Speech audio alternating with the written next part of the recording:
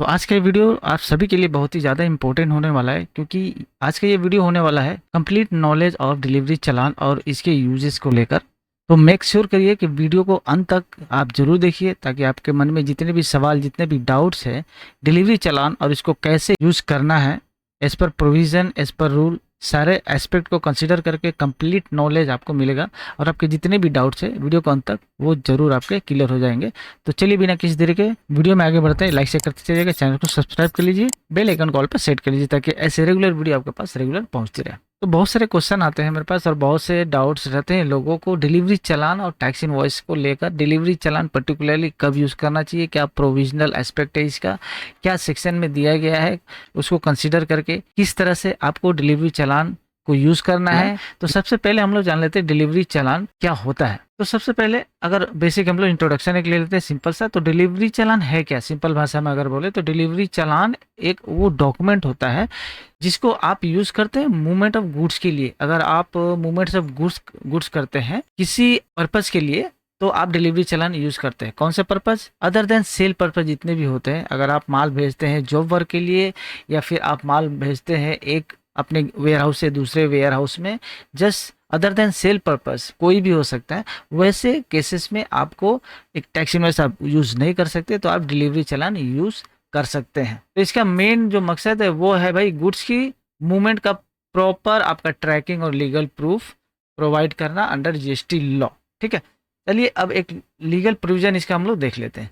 Legal provision में rule 55 of CGST rule 2017 में इसका जिक्र किया गया है, और इसका relation section 31 subsection 3 clause C में भी दिया गया है, जिसमें ये बताया गया है क्या कि इन सर्टेन केसेस, कुछ केसेस में इंस्टीड ऑफ टैक्स इनवॉइसेस की जगह पे डिलीवरी चालान में B use for transportation of goods. यानी कि कुछ केसेस में जहाँ पे आप मूवमेंट ऑफ गुड्स कर रहे हैं, वहाँ पे आप टैक्स इनवॉइस की जगह पे डिलीवरी चालान यूज कर सकते हैं, क्योंकि वहाँ आप टैक्स इनवॉइस नहीं यूज कर रहे हैं, क्योंकि वो जो आप मूवमेंट कर रहे हैं वो सेल पर्पज के लिए मूवमेंट नहीं कर रहे हैं, अदर देन सेल पर्पज के लिए कर रहे हैं। तो वैसे केसेस में आप डिलीवरी चालान यूज कर सकते हैं। तो सिंपल भाषा क्या हो गया, डिलीवरी चालान भी डॉक्यूमेंट है जब आप मूवमेंट करते हैं गुड्स का अदर देन सेल पर्पस, तो आप डिलीवरी चालान यूज करते हैं, क्योंकि रास्ते का एक डॉक्यूमेंट चाहिए, ट्रांसपोर्टेशन के लिए डॉक्यूमेंट चाहिए। अगर ई वे बिल बनता है तो ई वे बिल पे डिलीवरी चालान का नंबर, डेट का जो रेफरेंस है वो आपको वहाँ पे देकर उसी के बेसिस पे डिलीवरी चालान बनाना होगा। चलिए सबसे इंपॉर्टेंट सवाल, जो when delivery challan is used, हम लोग सिनेरियो लेते हैं। डिलीवरी चालान तब इशू होता है जब गुड्स का मूवमेंट होता है, जैसे हमने कहा, पर उस समय सेल नहीं हुआ होता है। विदाउट सेल ये होता है, अदर देन सेल पर्पस के लिए होता है।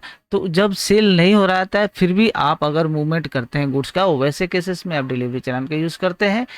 केसेस क्या हो सकता है, जैसे आप goods sent for job work, rule 45 के अंडर में जो आप करते हैं वैसे केसेस हो गया, यानी जॉब वर्क पे आप माल भेज रहे तो गुड्स सेंट फॉर अप्रूवल और for sale on approval basis, यानी कि अगर आप माल भेज रहे हैं किसी जॉब वर्क पे वैसे केसेस में, या फिर आप गुड्स भेज रहे हैं अप्रूवल बेसिस पे, यानी कि सेल अप्रूवल होता है ना। जैसे मान लीजिए कहीं पे आपने शोरूम में गया, आपको फर्नीचर पसंद आया, वहाँ पे अगर मान लीजिए ऐसा फैसिलिटी है तो भाई सेल्समैन बोलता है कि आप इससे पहले यूज़ करिए, उसके लिए आपको माल, वो आपका जो फर्नीचर है आपके घर पर पहुंचाता है, आप उसको अप्रूव करते हैं, 2-3 दिन यूज़ करते हैं, उसके बाद अप्रूवल होता है, तब जाके सेल कंफर्म होता है। तो at the time of initial जो मूवमेंट होता है गुड्स का, उस केस में चूंकि अभी सेल कंफर्म नहीं होता है, तो वहाँ पे आप टैक्स इनवॉइस इशू नहीं करते, तो वैसे केसेस में जो है डिलीवरी चालान पे माल भेजा जाता है सेक्शन 31 सबसेक्शन 3 के अंतर्गत। अब लिक्विड गैस और अदर आइटम जिनका क्वांटिटी सप्लाई के टाइम पे एग्जैक्ट नहीं होता, जैसे कोई लिक्विड गैस वगैरह हो गए तो रास्ते में ख़त्म भी होता है, जो क्वांटिटी है कम बेसी होते रहते हैं। तो ऐसे केसेस में जिनमें जो क्वांटिटी जो है एग्जैक्ट नहीं होता है, वैसे केसेस में भी एट द टाइम ऑफ जो डिस्पैच होता है इनिशियल, उस समय डिलीवरी चालान पे माल जाती है। बाद में कंफर्मेशन होता है कितना एग्जैक्ट क्वांटिटी है, उसके बेसिस पे टैक्स इनवॉइस इशू होता है। ठीक है, अब goods transported for reason other than supply, जैसे कि एग्जीबिशन हो गया, रिपेयर हो गया, टेस्टिंग पर्पस के लिए माल भेज रहे हैं। कोई एग्जीबिशन हो रहा है आपका, कोई रिपेयर मेंटेनेंस के लिए किसी थर्ड पार्टी को माल भेज रहे हैं, फिर वापस आ जाएगा रिपेयर करने के बाद, टेस्टिंग पर्पस के लिए कहीं भेज रहे हैं, टेस्टिंग करवा के माल वापस आएगा। ऐसे सारे केसेस में आप डिलीवरी चालान यूज़ करते हैं। इंटर ब्रांच जो ट्रांसफ़र होता है गुड्स का, यानी कि आपका मल्टीपल ब्रांचेस है, कभी भी आप एक ब्रांच से दूसरे ब्रांच पर ट्रांसफ़र करते हैं तो उस केसेस में आपको जो है डिलीवरी चालान यूज़ करना चाहिए, क्योंकि वो सेल पर्पस के लिए नहीं करते हैं। आपको ध्यान रखना होगा सेम पैन होना चाहिए बट डिफरेंट जीएसटी हो सकता है, सेम स्टेट में भी same pan but different GST in state, ठीक है, ये आपको ध्यान रखना होगा। गुड्स रिटर्न और रिप्लेसमेंट के लिए भी मूवमेंट जब होता है, गुड्स रिटर्न हो गया या फिर वारंटी का माल जाता है कई केसेस में, या रिप्लेसमेंट का माल जाता है, तो वो भी सेल नहीं होता है, वो भी अदर देन सेल पर्पज ही है। तो वैसे केसेस में जो है आप जो है डिलीवरी चालान का यूज़ करके आप सारे जो है माल भेजते हैं। तो ये कॉमन जो रीज़न है जिसके एग्जीक्यूट करने पर आप जो डिलीवरी चालान का यूज़ करते हैं, ये मेजर सिनेरियो। चलिए अब देखते हैं भाई फॉर्मेट क्या होता है, किस तरह आपको क्या क्या कंटेंट रहता है डिलीवरी चालान पे। डिलीवरी जो चालान में जो मैंडेटरी डिटेल्स होनी चाहिए वो आपका मोर और लेस समझ लीजिए, जो आपका टैक्स इनवॉइस होता है सब कुछ रहता है, बस उसमें जो रहता है टैक्स का ब्रेकअप कंफर्म रहता है। इसमें टैक्स का ब्रेकअप आप दे सकते हैं डिस्क्लोजर पर्पज़ के लिए, वो सेल पर्पज़ के लिए होता है, ये अदर देन सेल पर्पज़ के लिए होता है। लेकिन मोर और लेस सारे जो कंपोनेंट है वो सारे सेम होते हैं, जैसे कि डेट और एक सीरियल नंबर आपको होना चाहिए, name, address, GST number of consignor और कंसाइनी दोनों, यानी कि बिल टू शिप टू आपका रहना चाहिए, एचएसएन कोड होना चाहिए मटेरियल का, डिस्क्रिप्शन होना चाहिए उसका, क्वांटिटी क्या है एग्जैक्ट अगर व्हेनेवर एप्लीकेबल है, जब मान लीजिए कंफर्म है तो वैसे केसेस में क्वांटिटी रहता है। उसके बाद टैक्स का ब्रेकअप रहता है, टैक्सेबल वैल्यू है, ठीक है, ऑप्शनल है सब केसेस, लेकिन जहाँ पे पॉसिबल है आप टैक्सेबल और उसका टैक्स ब्रेकअप भी दे सकते हैं फॉर डिस्क्लोजर पर्पस, ताकि फ्यूचर में जब वो कंफर्म हो जाए अप्रूवल बेसिस पे अगर है तो, या ऐसे केसेस में जहाँ माल गया बाद में सेल उसे कंसीडर करना है, तो आपका जो टैक्स का जो ब्रेकअप ऑलरेडी दिया रहेगा, दिक्कत नहीं होगी। उसके बाद सिग्नेचर ऑफ ऑथोराइज पर्सन उस पर होना चाहिए। तो जो ओवरऑल जितना भी कंपोनेंट होता है टैक्स इनवॉइस का, सभी मोटा मोटी आपको डिलीवरी चालान पे मिलता है। अगर ई वे बिल जनरेट हो रहा है तो डिलीवरी चालान का नंबर और उसका डॉक्यूमेंट का जो डेट रहता है उसका नंबर जो है, उसके बेसिस पे ही आपको जो है आपका ई वे बिल बनाना है, फिर माल को डिस्पैच करना है। रूल 55(2) में ट्रिप्लिकेट कॉपी सिस्टम बताया गया है, जैसे डिलीवरी चालान 3 कॉपी आपको बनाना पड़ेगा, एक ओरिजिनल कंसाइनी के लिए, ट्रांसपोर्टर के लिए एक कॉपी और कंसाइनर के लिए एक कॉपी, 3 कॉपी में आपको बनाना पड़ेगा।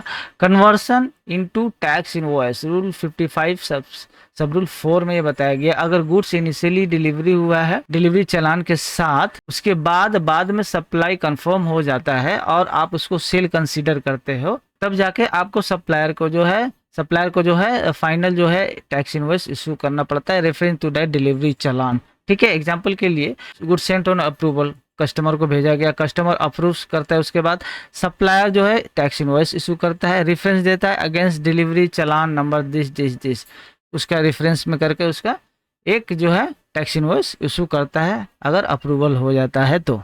अब ई वे बिल के साथ इसका क्या रिलेशन है, डिलीवरी चालान का बहुत बड़ा रिलेशन है।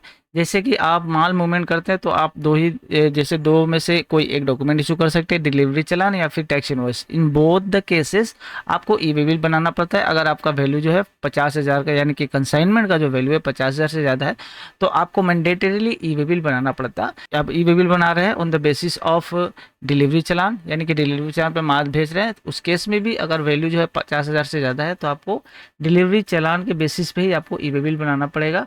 उस केस में जो है डिलीवरी चालान के डिटेल को आपको पुट करना पड़ेगा, उसके बेसिस पे ही आपको ई वे बिल बनाना पड़ेगा, ये मैंडेटरी होता है अगर वैल्यूएशन जो है कंसाइनमेंट का वैल्यू जो है 50,000 से ज़्यादा होता है। डॉक्यूमेंट टाइप में आपको डिलीवरी चालान देना पड़ता है, वहाँ पे सिलेक्ट जब करिएगा पोर्टल पे जाकर, उसके बाद आपका जो है नंबर और डेट जो रहता है डिलीवरी चालान का, वो सारा जो वहाँ पे फिलअप करके सारा डिटेल डालकर आप ई वे बिल बनाते हैं। अब देखिए जॉब वर्क के साथ क्या इसका रिलेशन है डिलीवरी चालान का, तो रूल 45 प्लस रूल 55 डिटेल में आप बताया गया कि प्रिंसिपल जॉब वर्कर जो है को अगर आप माल भेजते हैं with delivery challan, job worker अगर गुड्स को आगे भेजता है, यानी कि नेक्स्ट जॉब वर्कर को भेजता है और बाद में वापस आता है प्रिंसिपल जो सप्लायर उसके पास, और वो जो रिटर्न आने के बाद प्रिंसिपल जो सप्लायर उसके पास फॉर्म ITC 04 करके डिटेल भरना पड़ता है आपको। इसके लिए फॉर्म ITC एक फॉर्म है जो पोर्टल पे जाकर आपको फाइल करना पड़ता है। हो रहा है, मान लीजिए सेल नहीं है, आप अदर देन सेल पर्पस के लिए माल भेज रहे हैं, अप्रूवल पे भेज रहे हैं या डिलीवरी आप कोई भी थर्ड पार्टी को भेज रहे हैं, उस पर जॉब वर्कर को भेज रहे हैं, लेकिन विदाउट डिलीवरी चालान भेज रहे हैं तो बहुत दिक्कत हो सकती है। गुड्स और व्हीकल दोनों जो है डिटेन हो सकते हैं, और ये under section 129/130 of CGST act के तहत होता है, और इसके अंदर आपको बड़ा पेनल्टी भी देना पड़ सकता है। टैक्स का जो पोर्शन है प्लस आपका उस पर हेवी पेनल्टी भी लेवी किया जा सकता है। तो मेक श्योर जब भी आप मूवमेंट करें अदर देन सेल पर्पस के लिए तो आप डिलीवरी चालान के साथ ही मूवमेंट करें। वैल्यूएशन अगर 50,000 से ज़्यादा है तो आप उस पर ई-वे बिल बनाने के बाद आप मूवमेंट जरूर करें। तो फ्रेंड, आई होप ये डिलीवरी चालान का कंप्लीट डिस्कशन जो है अच्छी तरह से आपको समझ में आ गई होगी, आपके सारे डाउट्स जो है वो क्लियर हो गए होंगे। इसके बाद भी अगर कोई आपके मन में सवाल है, क्वेश्चन है, आप जरूर कमेंट बॉक्स में पूछ सकते हैं। चलिए इस वीडियो को यहीं पर खत्म करते हैं, मिलते हैं नेक्स्ट ऐसी वीडियो में। अगर वीडियो अच्छी लगी तो लाइक कर दीजिएगा, चैनल को सब्सक्राइब करके बेल आइकन कॉल पर सेट कर लीजिए ताकि ऐसे वीडियो आपके पास रेगुलर पहुँचते रहे। थैंक्स फॉर वॉचिंग, जय हिंद।